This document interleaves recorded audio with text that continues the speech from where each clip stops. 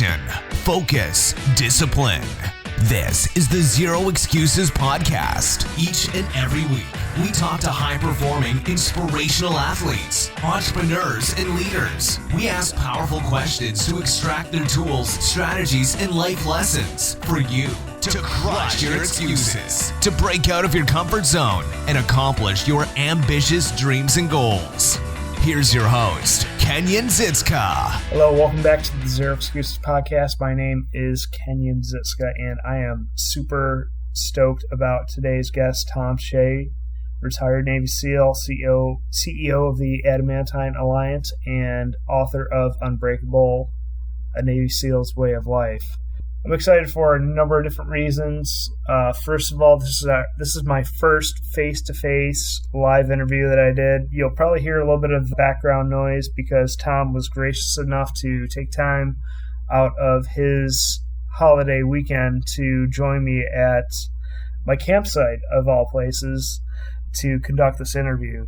So I'll have to apologize ahead of time if you hear some noises in the background, some kids perhaps, the occasional bear, but this is just a really, really great interview. We talk about a number of different topics, such as his journey through West Point, his five attempts at Hell Week during Bud's training, and how he is now helping CEOs and individuals achieve success in their lives through his 13 unbreakable lessons.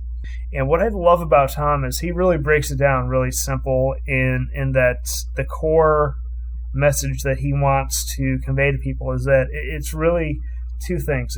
It's never quitting and honoring your word. So we'll get into all that with the interview. So just buckle up and enjoy the ride. Before we jump into the interview with Thom, just want to quickly remind you guys of a couple ways to get involved with our message here at Zero Excuses. First off is to join our closed Facebook group over at facebook.com/groups/Zero Excuses. Excuses is spelled without the E, Xcuses. Second of all, don't forget to subscribe and give me a 5-star rating on iTunes. Helps us get the word out about exciting guests like Thom and all the other things we have going on with Zero Excuses. So without any further ado, let's jump right into the interview with Thom. Thom, thanks for taking time out of holiday weekend to join us here. When I started this thing, there were two people that I wanted to bring on, fellow Chiefs and Navy SEALs, and Sure. We're kind of knocking two birds out with one stone here. Yeah. So thanks again for joining us. Yep. Well, thanks for having me, and I'm excited to see what we can accomplish today. Why don't you give us a quick overview of what you're up to right now, and then maybe we'll dive into your background and get your journey to what you're up to today. Yeah. Well, just so everybody knows, my name is Thom Shea. I'm the CEO of Adamantine Alliance. What we do is we started out training executives to master 5 areas of their life, being physical, intellectual, wealth, relationship, and spiritual. And I don't know if it's evolved or devolved into training anybody willing to take on the training of mastering those 5 areas. Cool. I know you've got quite an interesting backstory, and you've gone through Hell Week 5 times, and you also had an interesting journey at West Point. So why don't we start? A short journey at West Point. Yeah. So why don't we start delving into how Thom Shea became Thom Shea today? Oh, Lord. So I think I have the greatest, or the epitome of the American story. I grew up in a time when the culture of at least Southern Indiana was conducive to being outside and growing up as a free kid. At the time, I don't know if other people remember this, you could carry a knife on your belt and you could have shotguns and guns in your truck and nobody was concerned with it because that was just the flavor of the day. And I grew up in that time. When I was 9 to 12, 9 to 12 years old, I ran a trap line behind my house. Nice. And I don't even know if people even know what a trap is anymore. But I was able to be outside, and my parents were somewhat okay with it, and this society was safe. You could be outside as a kid and not be kidnapped and all that other crap. And so I grew up outside, kind of being crazy, and that segued into being an athlete in high school, and then getting recruited to play football at a bunch of different colleges, and having the desire to be a soldier at the same time. I accepted going to West Point. And so I played ball there and didn't do so well academically. And I failed out in English after my junior year, which is for young kids or any person getting their ass kicked at a young age is devastating. So that's how I kind of started my military career, which you wouldn't think it would lead anywhere substantial, but it did. Yeah. So at that point, what was your mind frame? Were you exposed to any sort of, I guess, significant trials and tests up to that point, or was that failure? Yeah. So failure being the greatest model of success that I know, and I think most people don't recognize that failure is the key to getting where you need to go. And had I not been surrounded by other people, such as, my dad was a West Point grad, and he grew up in the military surrounded by great men that knew, success is built on trials. Yeah. So that was my first trial, and none of them got down on me. I was down on myself. Right. Tail between my legs. I just lost. And what am I going to do now? And one of the big mentors, or my mentor at the time, I wouldn't have called it a mentor, it's just somebody I looked up to, had been a SEAL. But he was a SEAL at a time when it wasn't called SEAL. He was part of the Scouts and Raiders in World War II. And so, like, within a month of failing out, I didn't want to be home, so I took a vacation and went down to see Captain Pat. And so he'd been in the Navy when he was 17. He was on the island of, he was the first guy to set foot on Iwo Jima. Wow. Before the invasion. And cool. Didn't mean anything at the time. I look back now and go, that was crazy. And so I went down and hung out with him, and he said, here's the deal. Now that it's all, you can't go further down. Now what would you like to do? And I said I'd always wanted to be a SEAL, but my parents didn't want me to be a SEAL. And they sure as hell didn't want me to enlist to be in the military. So I want to do that. He goes, you got to pursue that. At some point in time, you got to complete that pursuit of being a soldier. But I was young still, so I still felt like I wanted to go back to school. But I didn't want to get my butt kicked again. And so I followed a girl for a while, which is what normally guys do. Right. And that didn't work out. So then I come back home again to my dad and my mom and, that home environment. And he was the no more screwing around. So here, on one hand, what I asked you to do, or Dad's saying, you either go back to school or I'll buy you a car. And you got to go do what you got to do in life. Right.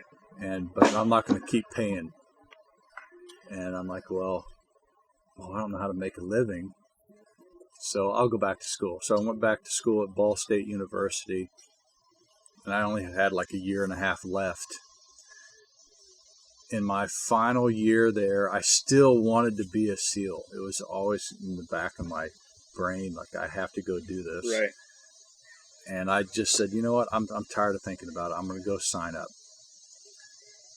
I signed up without having the ability to pass all the tests, right. The run and swim tests. I could run, but I couldn't swim. So I signed up for SEAL training without the ability to pass the test. Right. And then I went and told Mom and Dad, and they were beside themselves. You're going to die. Look at all those, you're not going to make it. So I show up to SEAL training, having, practice, swimming and all these other things, and make it to Hell Week.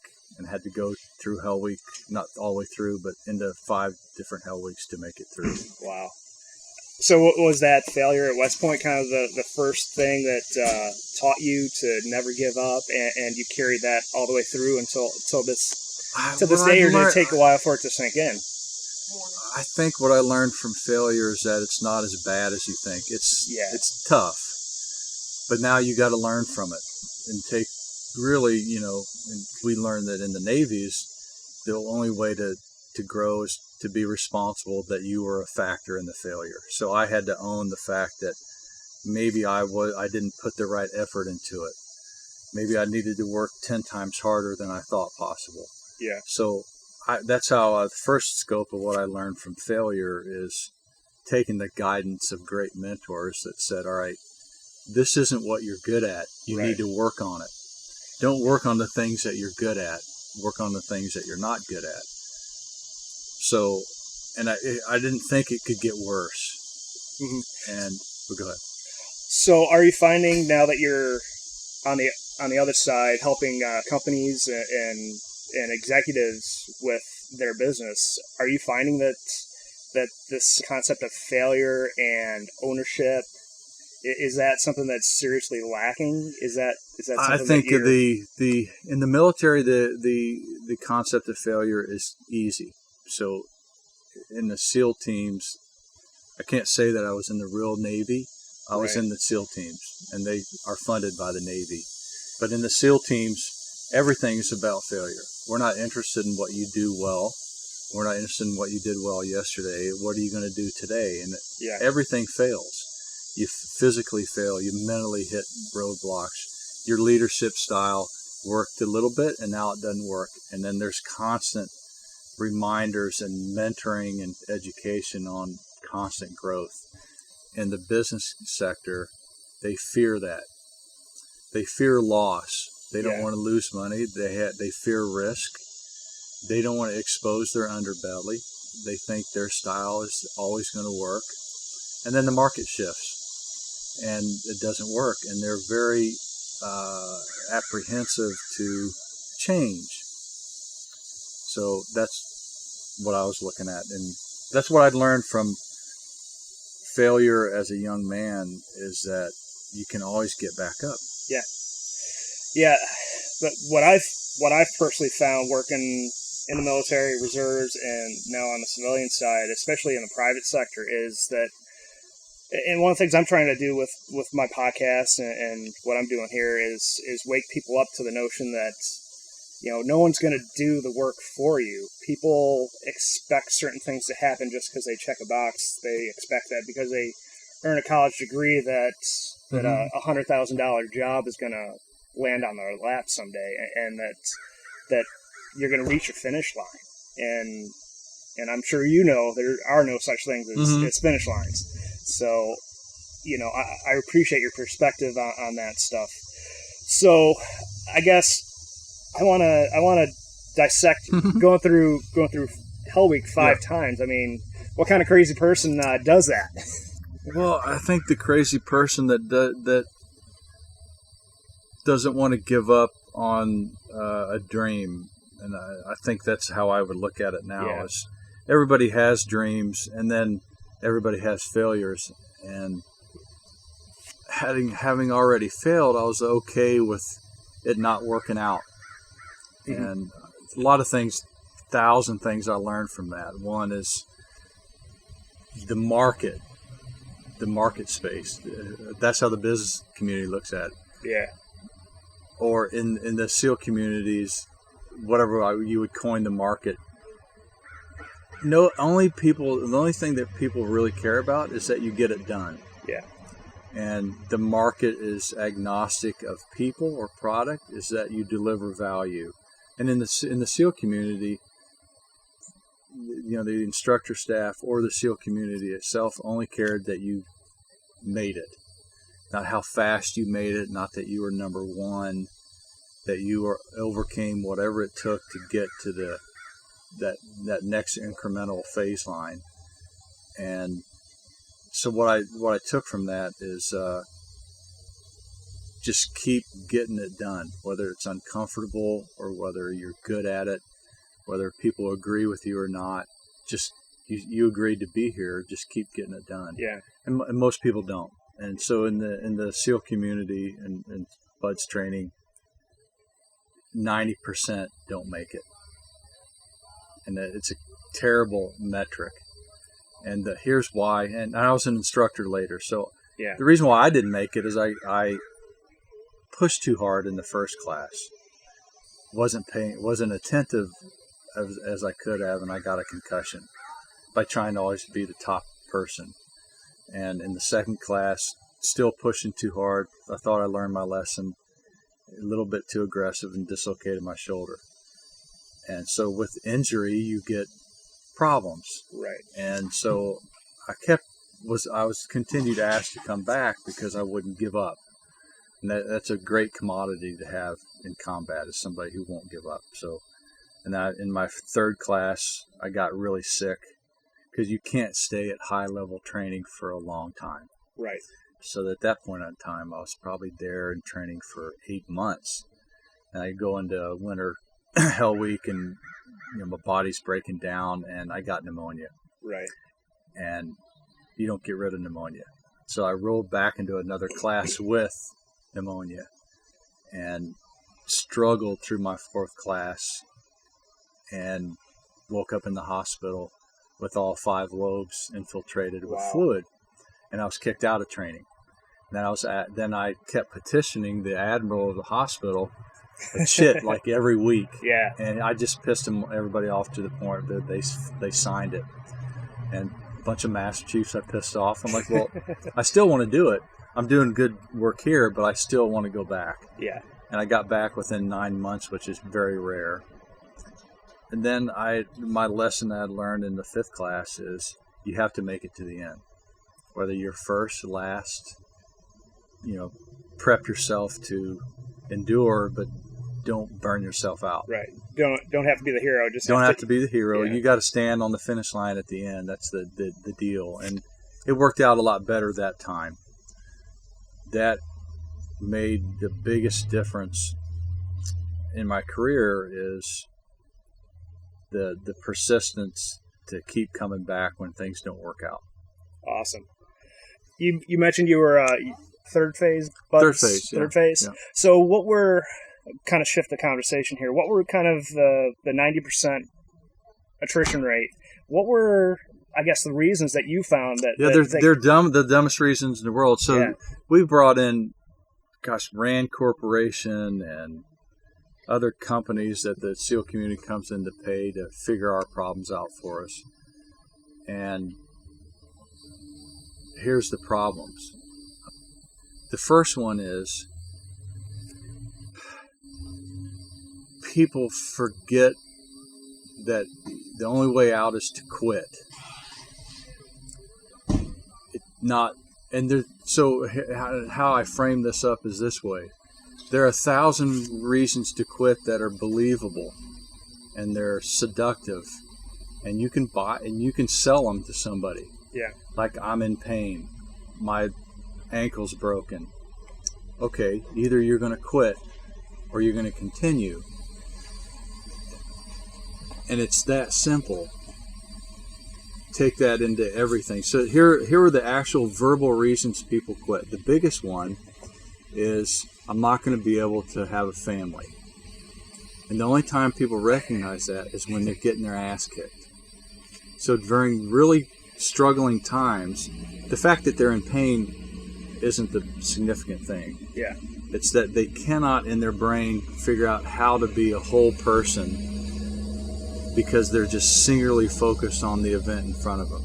So they use this language in their head to validate getting out. So, and I started tracking this.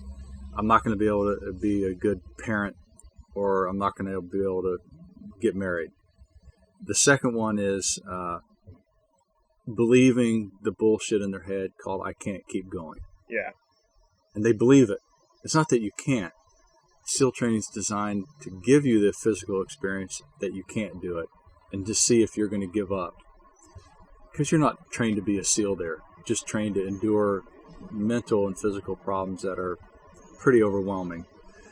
And then the third reason is that they cannot function on a team mentally. Not that they physically can't do the team evolutions, is that they can't get along with others. Really? You know what I mean? Yeah. And how it comes out is that they don't feel like they can't get along. They just blame the team for the problem as opposed to, this is my problem. I need to get better myself. So that all happens internally in their head. And then they go ring the bell. Like, the team is screwed up, I'm out. Well, that was a great reason. Yeah, because they're essentially putting themselves above the team at that point because they think, separate, I'm better, from I'm better the than. team. Yeah. But that's what I saw, and I see the same thing in market too. In the market too, is people have never been trained to stop evaluating things. Evaluate yourself out of a problem. Yeah. And keep trying to solve it is the hardest thing. So the market's going to turn. When the market turns down in the next 2 years, you're going to see people erupt. It's all everybody else's fault, and they don't look to keep solving the problem. Yeah, they don't take care of their own house. So then they look outward and blame everything else. So I definitely have seen that in my experience too. Yeah. So and then you said there were 4 or 5 reasons that they quit. What were some other ones? Oh yeah, so of the percentage of people that don't make it, maybe 4% are medical or performance. Okay, yeah. Where you can't do, which is always the disparity. So you like you have a timed event and you fail. It could be a medical reason, or it could be I've given up on myself. Like I've seen people with broken limbs do incredible things because they didn't give up. So if you see on a piece of paper, about 4% medically don't make it through training because they break something or get injured or some medical reason. And then the same, or they fail a test. And then the other, of the 100% of people who quit, the other 96% literally go up to the bell and ring the bell. And then you have to write down what the reasons were. And the reasons were always predicated with, I can't continue this, it's too hard, or blame, I can't, or I blame something else. Like, my family doesn't support it, my wife's not supportive. They're just figuring that out. My team doesn't like me, and all that other stuff. And they start realizing that at week 6 when it's really stressful in Hell Week. Yeah. And Hell Week is just as tough as it's going to get. Yeah. It's not. I think to me, I thought it was worse than combat because it was my first bad experience. But combat was, by the time I was there, my last time, combat was easy. Yeah. But Hell Week was not easy. Yeah. I actually just finished your book last night. I can't believe how many times you fell asleep on the chopper heading into combat. Hey, it's responsible leadership. I'm done. Yep. I can check out now. Yep. Yeah. Don't want to be the hovering chief. Yeah. Speaking of the book, let's start talking about that a little bit. I really enjoyed the book. I know you're behind every great leader, there's a great woman, and I know my wife is one of those, and I know you talk a lot about Stacy, so I know the book was kind of her idea a little bit to leave something behind for your kids in the event that something bad happened to you. Yeah. So in 2009, you know how things change in the military. So we were originally supposed to go to the Philippines. Yeah. 6-month deployment to the Philippines. A month before our deployment date, there was a request for forces sent out by the general of Afghanistan, and SEAL Team 7 picked it up. And so in a month we had to do an abrupt about face because prepping for one battle space ain't the same as prepping for another one. Right. It was Party Central in the Philippines and jungle to desert and combat heavy. Right. And so that was a stressful time going from that mentality to, okay, I don't know if we're all going to make it mentality. Yeah. And getting the feedback from the guys in theater was like, holy shit, this is legit. Every time you go out, you're going to be in big firefights. So what we had to do was change that mindset, and in the process of changing that mindset and practice, it became clear to Stacy and I that it was the chances of survival were not as good as going to the Philippines. Right. And so Stacy said, I'd like you to write down some thoughts, weekly for the kids, because if you get injured on week 6, I want something in there. Right. So that the kids know who you are. So she said, just write down some thoughts. And that's the genesis of the book. Mm-hmm. And how old were your kids at the time? Gosh, so now my daughter is 19 and a freshman at West Point. Yeah. And my middle boy is 17. So 90, so gosh, what was that? 2007 to now. So it was about 7 years ago. Okay. So they were relatively young, and my youngest was really young. So he was probably 3 or 4, and he didn't really know me because I was gone all the time. Right. And my middle boy was just getting to know me, and my daughter is the oldest, and she was stressed that now that Dad's been home, and now he's going to combat, and that was really the impetus to it. She was like, Dad, we're just now getting friends, and you're going to be gone. Right. So as I was writing, and it really started out as a bunch of emails back to the family and their feedback back to me.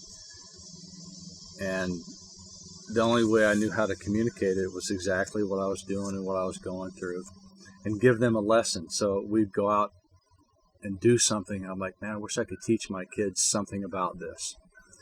And so there end up being 13 practical lessons that are in the book. Mm-hmm. And I wanted the kids to see it in the raw form. But then I came back. Yeah. And there was no reason to continue to write. And Stacy kept forcing me over the next few years to make it into a manuscript. Yeah. And, so let me ask you this: was anything about you failed out of West Point because of English? Kind of in the back of your mind, or I hate sitting down and writing. Yeah. The practice of sitting down and writing, to me, was 10 times harder. Not in the email form. Communicating to the family was easy while on deployment. Yeah. And that, when I'd come back, I would put the kids to bed at like 10 o'clock, and then I would go work out at the SEAL gym. I'd come back at 11 and try to write till like 1. Yeah. And brutal. Brutal. It was, and I'm not a writer. I can't do this, and nobody's going to read it, and it's stupid. So that's, every writer goes through their own bullshit, and mine was on the scar tissue of not being good at it. Mm-hmm. Then I come to find out, no matter how bad you are, editors will make it look pretty. Yes. So the editors made it look pretty. Yeah. So, and the original title was Spartan Woman, and because nobody wants to acknowledge that, and without a badass woman at home, you can't endure really bad things. You can tread water and do well, but you can't really do hard things. And her support, because she wanted me to be a SEAL. Yeah. She wanted to hear, like, what'd y'all do? Like, what do you mean, honey? I want to hear the bullet stories. Yeah. What's it like for you? Do you like it? And so I was able to tell her the good and the bad about my experience. Yeah, that's one of the things that stood out to me in the book was the fact that she almost enabled you and was very supportive, like, go out and do your thing. Mm-hmm. Don't worry about us. I support you. You can do what you need to do without having any sort of reservation in your mind. Yeah, and she loves it. Yeah. She misses it. I don't miss it because I've done so many of it. I'm like, I'm done. Yeah. I've had enough now. But she missed those real, and she would sit, even like we do it on web, we would talk on webcam, and she would sit and listen to my stories. Mm-hmm. It was kind of cathartic at the time, having been in the field for 48 hours, getting a little rest, and then getting on the webcam with Stacy and the kids, and able to talk about it. and that, you know, once you can talk it through, then it's gone. Yeah, you can. And so I was able to drop shelf. every bad thing. Yeah. Like within 24 hours of combat, I was dropping all the mental bullshit that happens. Yeah. And I think it helped them as well to be connected. Yeah, you know what I mean? That's awesome. I guess stepping into taking all those lessons from your career and helping people today, I mean, what exactly are you doing nowadays? Yeah. Well, so obviously the book came out 4 years ago with no intent for anybody to read it. We printed out 5 copies, put it up on Amazon, and then it went crazy. Yeah. And some executives reached out to us directly and said, we'd like to bring you in here, like a learning lesson from what you're trying to portray in the book. Mm-hmm. So I started doing a bunch of keynote presentations across the country. And then out of the keynotes, started out simply, a CEO called me and said, I want you to train me on what you're talking about in the book. So then I spent about a month designing a curriculum. And the curriculum is about an 8-phase, 8 single-day phases of learning how to master 5 areas: physical, intellectual, wealth, relationship, and spiritual. And teach very realistic tools on how to be a human being. Mm-hmm. And one is, I think it's crazy, is I saw early on, it's predicated on these 2 things: honor your word and don't give up on yourself. Mm-hmm.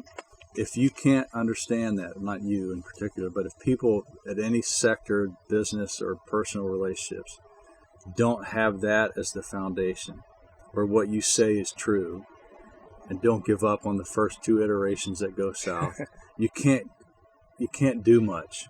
And then what I learned is you have to balance those 5 areas, which means engage them. Don't be so focused on making money, right, at the expense of your physical ability or your health or your relationship. Do all things all the time. Then I found out in training people that nobody knows how to be focused. They coast through everything. Like they have too many balls in the air that they're not doing anything with. They're just getting the shit down the road, but they're not focused. So checking the box. They're checking the box. So I teach focus, and then I teach what now has evolved into what they call emotional mastery. Yeah.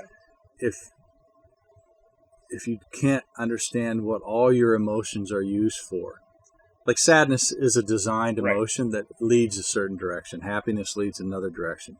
Discontent leads a certain way.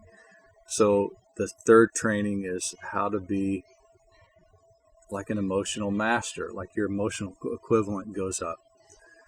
And then the 4th training is how to fail, how to actively pursue failure so that you can learn from it. Yep.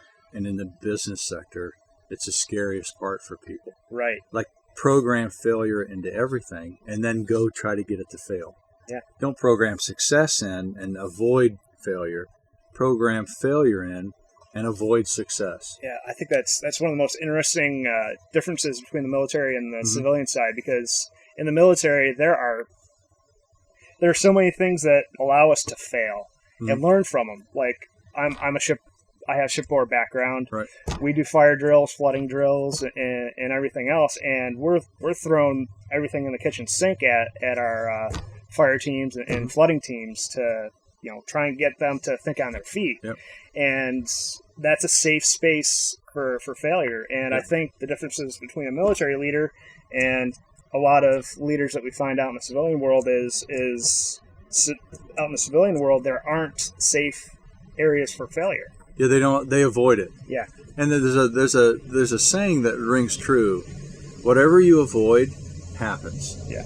If you pursue it, it probably won't happen. Like I want to see what my car is capable of doing, so I'm going to go out and test its limits. And then you reach a limit, you learn from it, or you correct it. If you avoid Like, how fast can my truck go through a corner?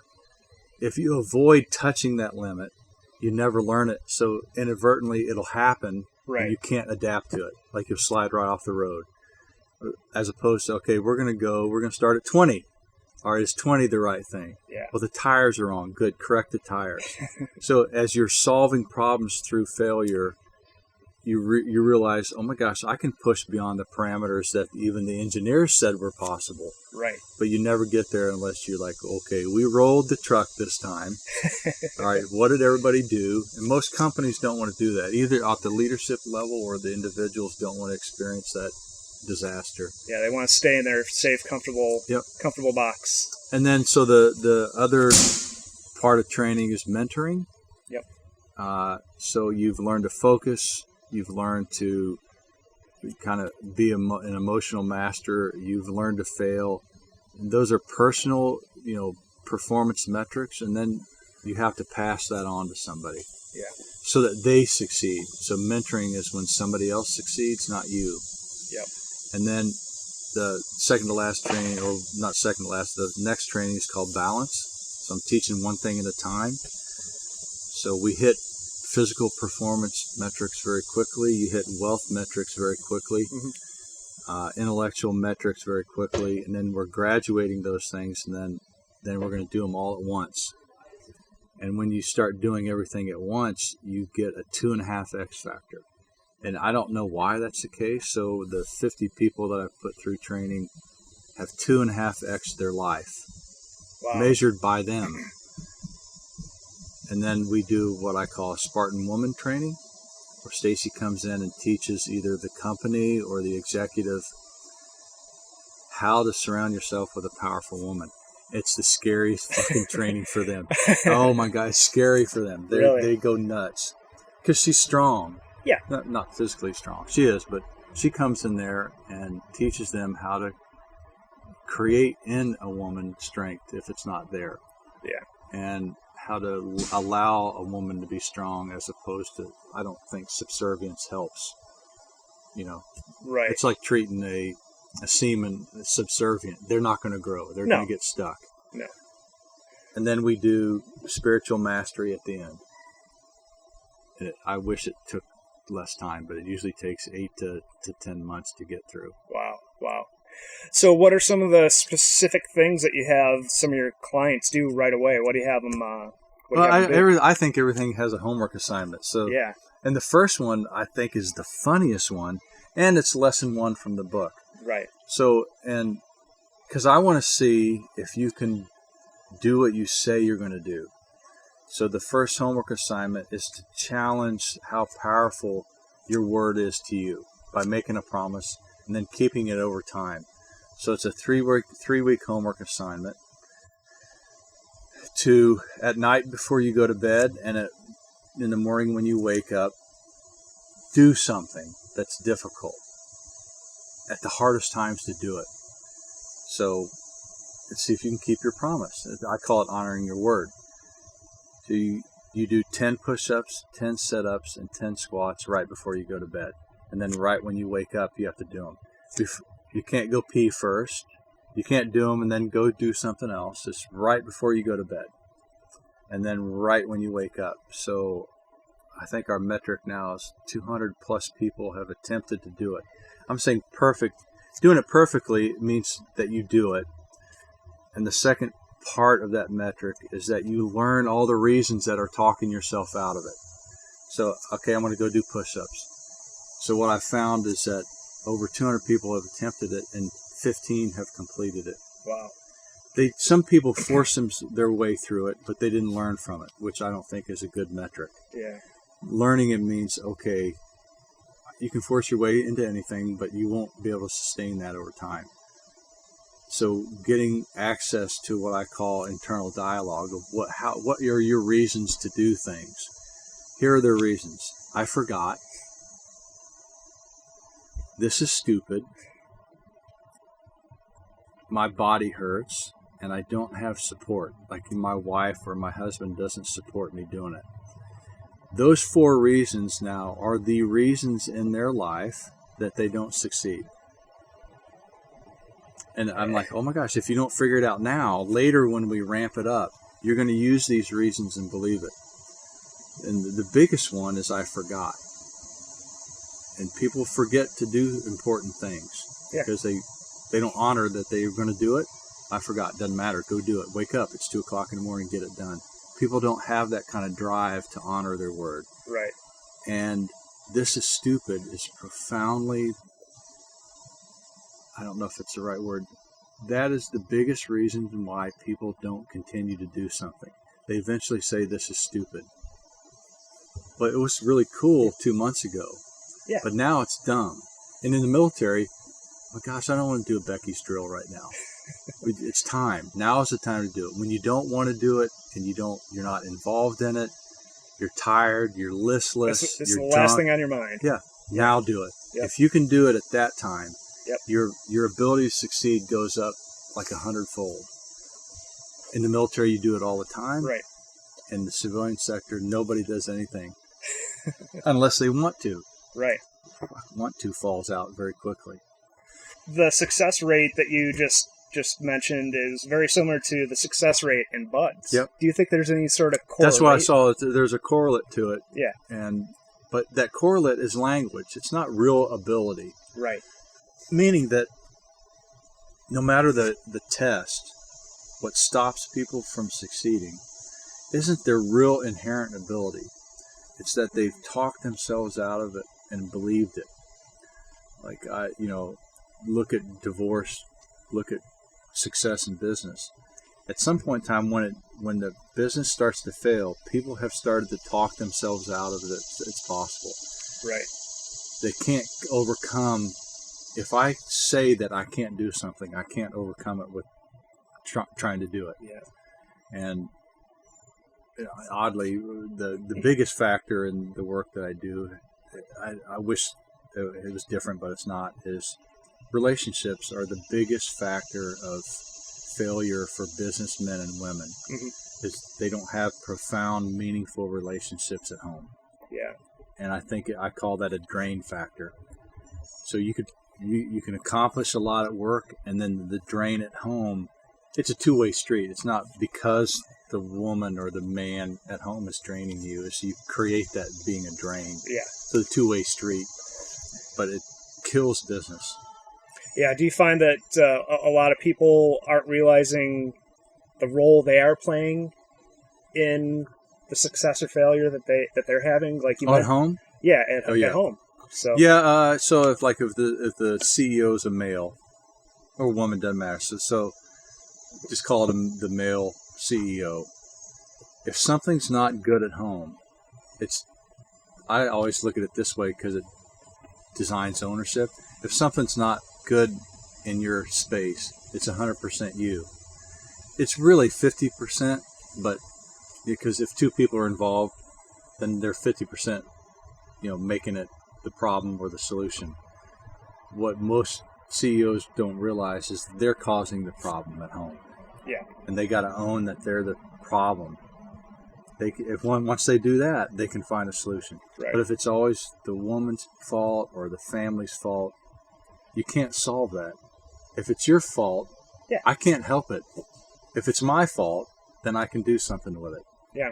And people tend to get focused on what other people are doing or what this other entity is doing instead of looking inward and owning everything that they have control over. And that's really the only thing you could worry about, because ultimately you can't control what someone else is going to do. Yeah, you can't necessarily control it. But if you begin to learn yourself, you can massively impact that other person if you make them look internally too. Right. You know what I mean? Yes, absolutely. Like I own the fact that I got a divorce. It was me. It was also her. But if I can begin to control the fact that I created that or caused it, then she can own the fact that she created it and caused it. Then you can do something with it. Yeah, it's like how in the military, you can't force a seaman to do anything. No, you can, but it's them doing it. You can yell at them, and then they are the one doing the push-ups, if you want to call it that. Right. From their point of view, they're being forced, but from the master chief or the senior chief wanted to do. All you're doing is creating the environment that they have to deliver in. Yeah. You know what I mean? Yeah, it's enabling them to also take ownership. Because if you just got to be a good example, is what it boils down to, too. So, what are some other tactics that you're employing? Like you mentioned, the internal dialogue. How are you helping other people kind of gain that second layer of awareness of their own internal dialogue? By doing trainings with them. Mm-hmm. Like we do half day, 1 day, and 2 day seminars, and very interactive. So if your company or you are on a plateau where you're trying really hard and the company's not growing, or individually, you're just stale. What we do is we teach actively how to get to the next growth level. And we just center everything on those 5 areas. And the easiest way to grow financially first is to control your own health. Mm-hmm. And most executives don't have that. Yeah. And, they're exhausted and they're, I don't know if the word's out of shape. They just don't have any measurable things that they're doing physically. So once you have something measurable that you can go after, then life starts to grow. And so we work heavily physically because you learn physically. And then we teach people how to acquire information that is useful in life. And then because everybody wants more to make more money. So we do physical and intellectual first, even in a half-day seminar. And then we only play. It was a funny conversation. So we get hired to come in and leverage a 10% advantage.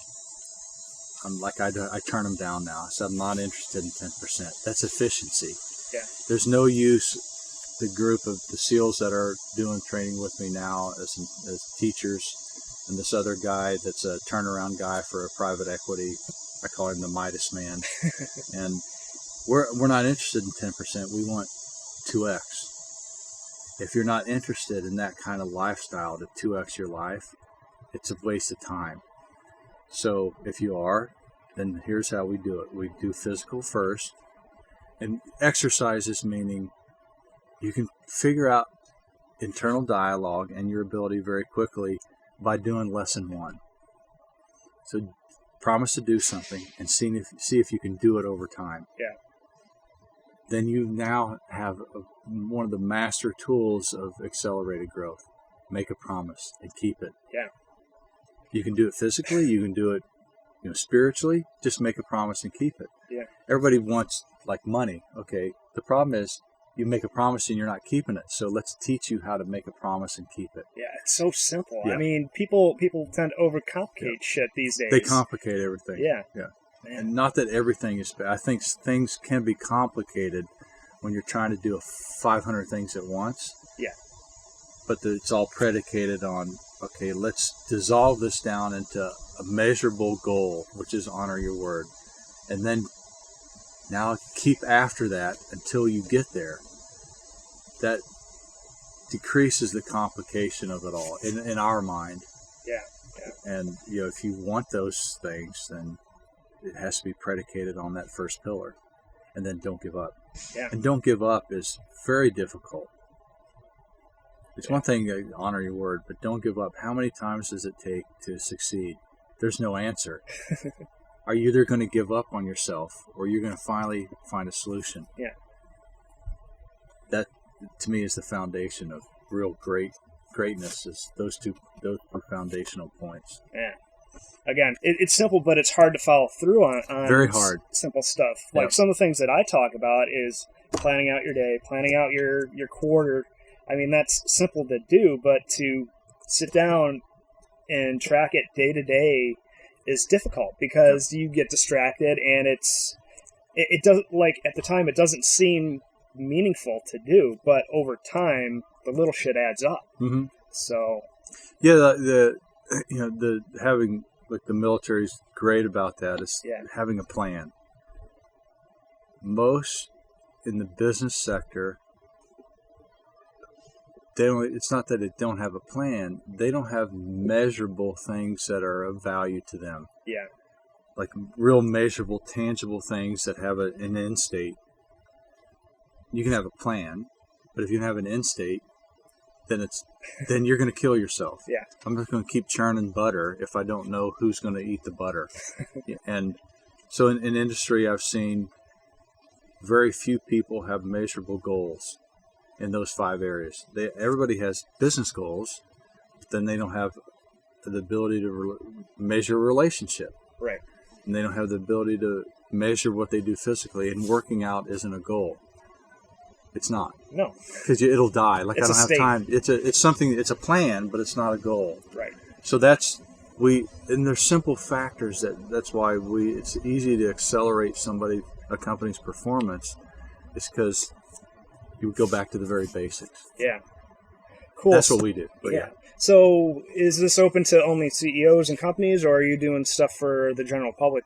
Anybody willing to really take on that, owning their own performance. And to date, I would say 40 have been executive or C-suite level. Mm-hmm. And then 10 plus people that I've individually trained have been not at the executive level. And it's just if you're brave enough to do the training. And it's not that it's difficult, but if you're brave enough to do it, then we'll spend our time doing the training with you. Cool. But it's open to anybody. Right on. How do we get in touch with you? Yeah, so our our website is thomshea.com, and I wish I was good at website building. We're not. We're going to redo it, and this is my only complaint that I'll have is certain things that I'm not good at it, and that's one of them. Yeah. So everything's been word of mouth up to now. So site is thomshea.com, and on there are products. And entry level are the lessons, the 13 Unbreakable lessons that I think are the greatest entry level into real high level performance. Is learn those lessons. Okay. And holy cow, they're tough. Like lesson 3 is walking 24 hours. Because if you don't learn to push beyond the comfort zone, life is very difficult. Because if you keep everything comfortable, you're going to get stale and you're not going to be interested. And then like lesson 4 is learn how to mentor, or I call it how to find love, because if not the sexual side of it, but a great mentor has a deep affection for the people that he or she is mentoring. Yeah. The people that have done that lesson have, said that was very interesting, but very difficult at the same time. Yeah, so that's entry level. And I also have been challenged to do podcasts, and they're called the Unbreakable podcasts. And we just interview people who have done really difficult things and come through it. Disparate groups. Some are business, some are relationship centered, and some are women, some are men. Like I just interviewed this week is the guy that did 3 naked and afraid challenges. Oh yeah. Unbelievable. Because I want to learn something from somebody. I don't want to sit in a podcast and go, "Wow, that's cool." It has no practical value. So I'm always inspired by. I have to be inspired to do the podcast, so it's predicated on that. Yeah.